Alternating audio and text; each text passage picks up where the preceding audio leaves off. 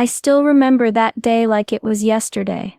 The air in the courtroom was thick, tense, and then suddenly, everything exploded into chaos. I was sitting there, heart pounding, when I saw it, police officers grabbing her arm, dragging her out of the courtroom, like she was some dangerous criminal. But she wasn't.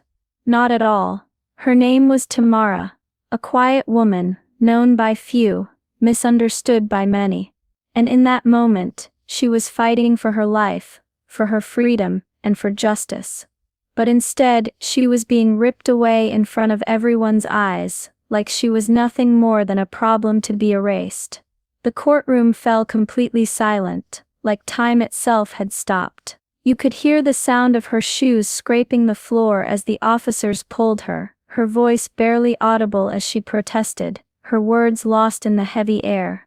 No one moved. No one spoke.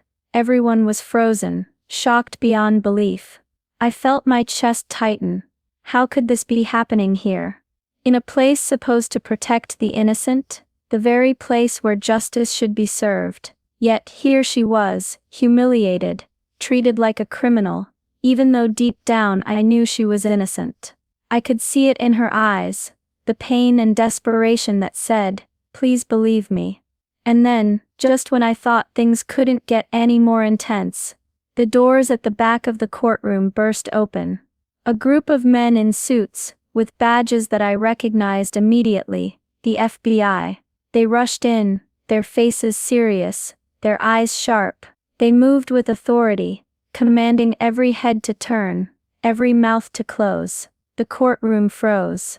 The officers stopped dragging Tamara, the judge, the jury, the crowd, all eyes locked on the sudden arrival of the FBI. And in that still silence, I knew this was only the beginning of something much bigger than any of us imagined.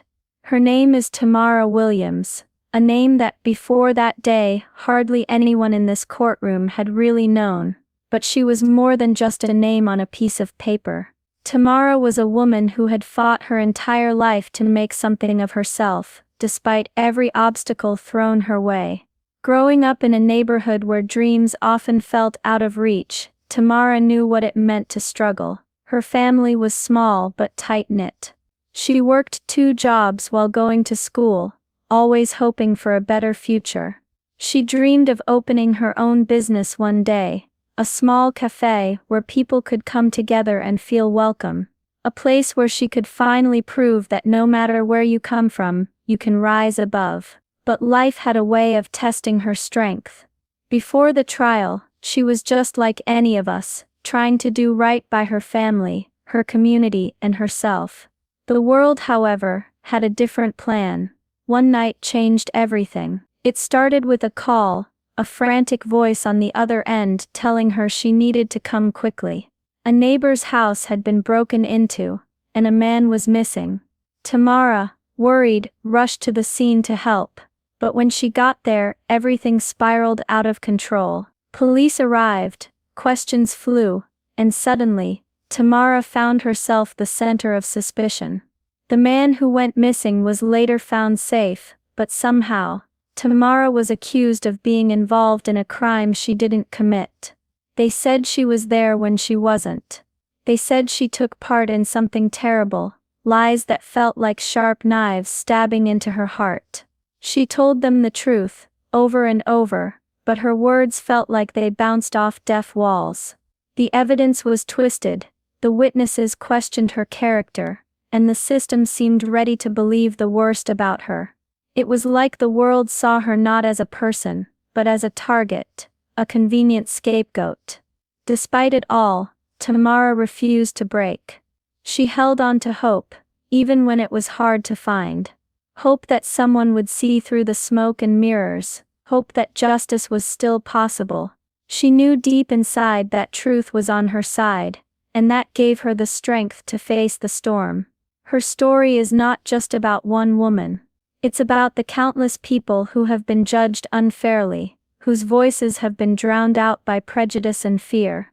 Tamara's journey was just beginning, and the battle for her freedom was about to take a turn no one expected. The trial began on a cold Monday morning, but the chill in the air had nothing to do with the weather.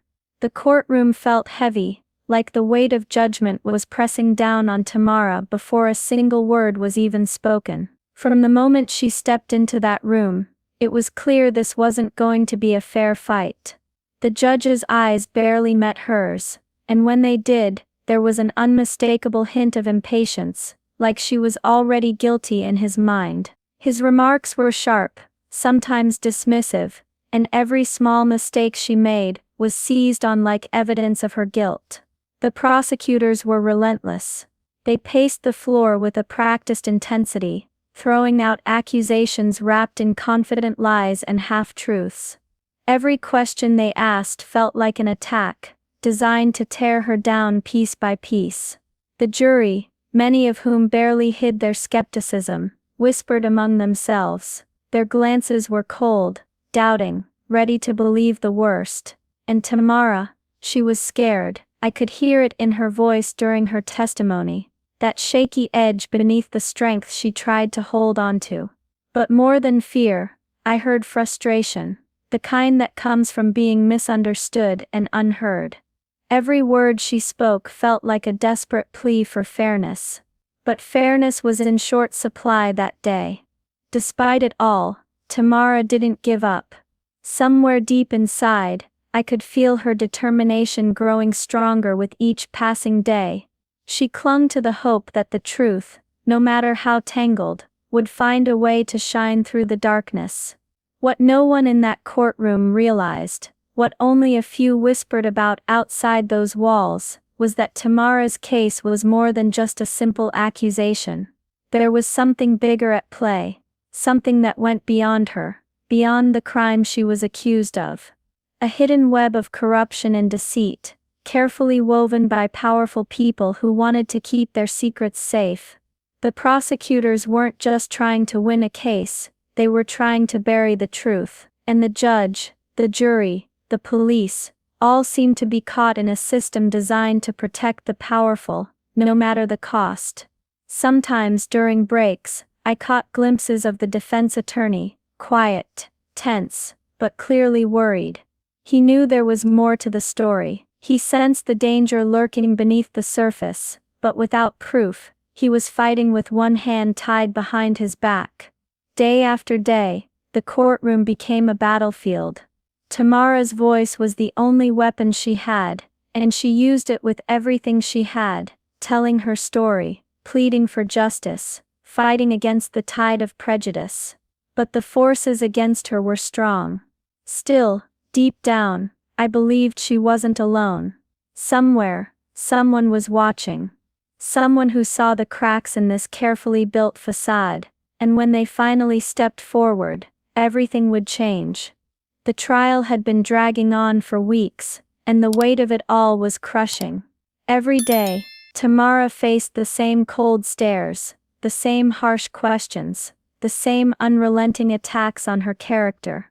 It was like the whole courtroom was determined to break her spirit, and for a long time it almost worked. But that day, something inside her snapped. She had been quiet, patient, holding back tears and anger. But as the prosecutor twisted her words, accusing her of things she didn't do, her frustration boiled over. The tension was so thick, you could cut it with a knife. "I'm not lying," she said, her voice shaking but loud enough for everyone to hear. "I have told the truth from the start. Why won't anyone listen?" Her words echoed through the room, and suddenly, the judge slammed his gavel. "Order," he barked, but Tamara wasn't finished. "I'm tired of being silenced. Tired of being treated like I don't matter. I'm innocent." Her voice cracked, full of raw pain and desperate hope. The courtroom held its breath. Some people looked away, uncomfortable, others whispered. But the police officers seated nearby didn't hesitate. They stood up, moved quickly, and before anyone could react, they grabbed her arms. "Calm down, ma'am," one officer said, but there was no calm in their grip. They pulled her up roughly, her protest drowned out by the sudden noise. She struggled, trying to explain herself, but the officers tightened their hold. "Get her out of here," the judge ordered, his face stern. The room erupted with shocked gasps and murmurs. People stared, frozen in disbelief. How could they treat her like this, right here, in a place meant for justice? Some faces showed fear, others shame. A few silently mouthed words of support, but no one dared to stand up. I could feel my own heart racing, my hands trembling. Watching Tamara, dragged away against her will, broke something inside me. It wasn't just about one woman, it was about everything wrong with a system that allowed this to happen. And then, just when it seemed like the nightmare couldn't get worse, the doors at the back of the courtroom flew open again. A group of men in suits burst in, FBI agents, moving fast, eyes sharp, faces set with determination. They stopped in the middle of the room, their presence commanding silence like a thunderclap. Everyone froze. The officers holding Tamara hesitated, then released her as the agents stepped forward. The atmosphere changed instantly, from shock and fear to stunned silence. No one moved, no one spoke. The FBI had arrived, and from that moment on, everything was about to change. The moment the FBI agents stepped into that courtroom, everything changed. Their presence was like a shockwave, sharp, powerful, impossible to ignore. They moved with purpose, their eyes scanning the room, their badges catching the light as they commanded absolute silence. The judge, still trying to regain control, stared at them in disbelief. The prosecutors and police officers exchanged nervous glances. The jury, wide-eyed, sat frozen in their seats. Even the spectators whispered in confusion. One of the lead agents, a tall man with a calm but firm voice, stepped forward. "Your Honor," he said, "we are here on urgent business that directly affects this case. We request an immediate pause in these proceedings." The courtroom erupted in whispers, but the agent's voice cut through it all. "There is a larger investigation underway, one involving corruption and manipulation tied to this case. We have evidence that casts serious doubt on the validity of the charges against Miss Williams." Tamara, still shaken from being dragged out moments ago, looked up with a flicker of hope in her eyes. For the first time in weeks, it seemed like someone was truly listening. The agent continued. "Our investigation has uncovered a network of influence that has interfered with this trial, people who sought to frame Miss Williams to protect their own interests. We cannot allow injustice to continue under the guise of law." The judge hesitated, his expression torn between disbelief and the weight of the agent's words. Finally, he nodded slowly. "Court is adjourned until further notice," he said, his voice low. The room was filled with stunned silence, broken only by the murmurs of disbelief and questions buzzing in the air. Prosecutors looked defeated, their confident facade cracking. Police officers shifted uncomfortably, some exchanging quick, uneasy glances. The lead agent stepped closer to Tamara, and quietly assured her, "You're safe now. We're going to make sure the truth comes out." Though she was tired, scared, and worn down, Tamara nodded, tears welling in her eyes. This unexpected turn felt like a lifeline thrown into a dark sea. Later, as the FBI agents began sharing fragments of their findings in private conversations, whispers started to spread. Evidence they uncovered included altered documents, witness tampering, and communication between powerful individuals trying to keep a scandal hidden. They found proof that key testimonies against Tamara were coached, and some of the official records had been manipulated to frame her. It was a web of deception so deep that no one had dared to speak about it openly, until now. I watched as the tension in the room shifted. What was once a story of a woman fighting alone had turned into a battle against a corrupt system that had tried to silence her. For the first time, hope seemed real. Justice, though battered, was starting to find its way back. What the FBI uncovered behind closed doors was something that shook me to my core. The quiet courtroom battles, the silenced cries, there was a whole shadow world of corruption pulling the strings, far beyond anything Tamara, or any of us had imagined.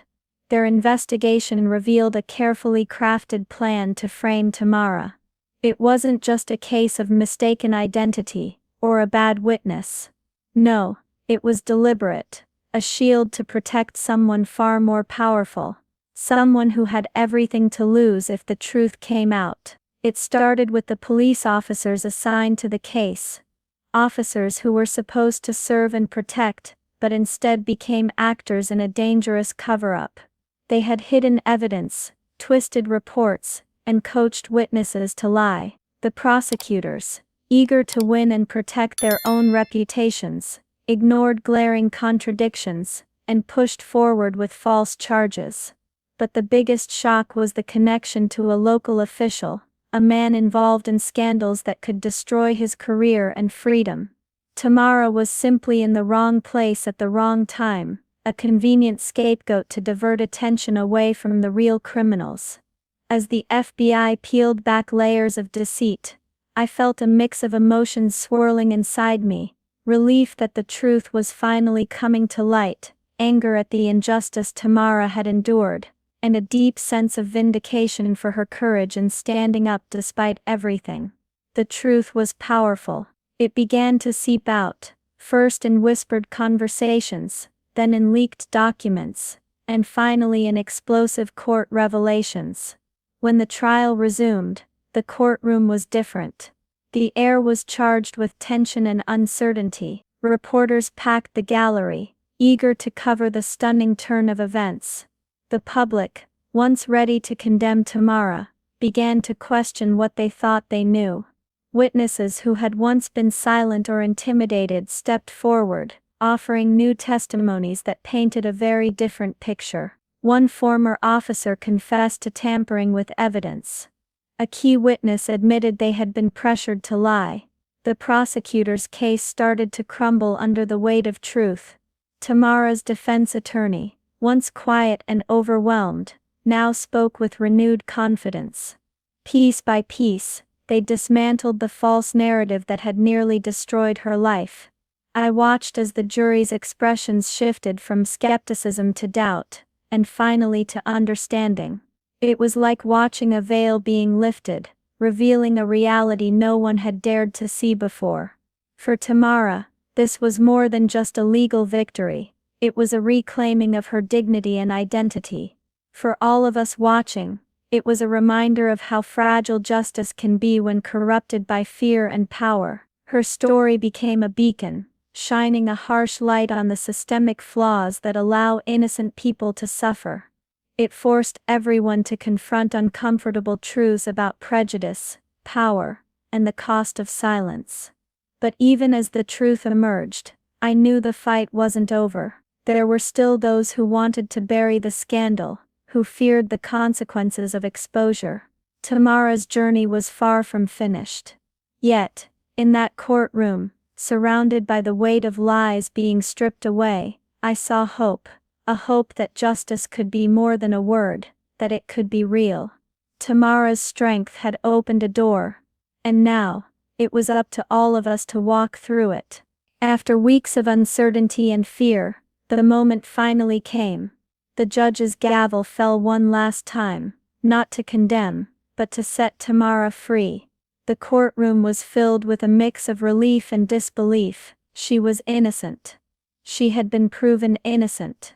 A public apology followed, though words could never fully heal the wounds caused by the months of injustice.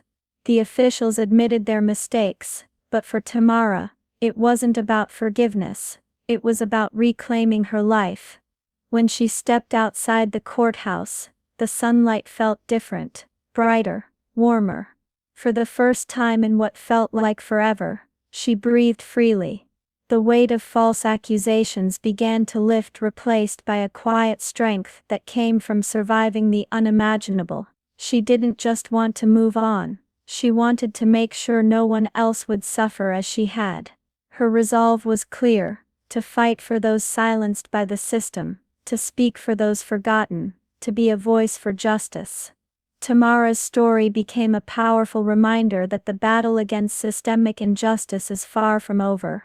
It's a fight that demands courage, resilience, and the willingness to stand up even when the odds feel impossible. Her journey shows us that hope can survive even in the darkest places, and that change is possible when we refuse to stay silent. If this story moved you, please like the video, and subscribe for more powerful stories like Tamara's. Your comments mean a lot. Share your thoughts, or any similar experiences you faced. Together we can raise awareness about justice, and stand strong against injustice wherever it hides. Don't forget to share this video with friends and family so more people can hear Tamara's story and the fight for truth. Every voice matters, and together, we can make a difference.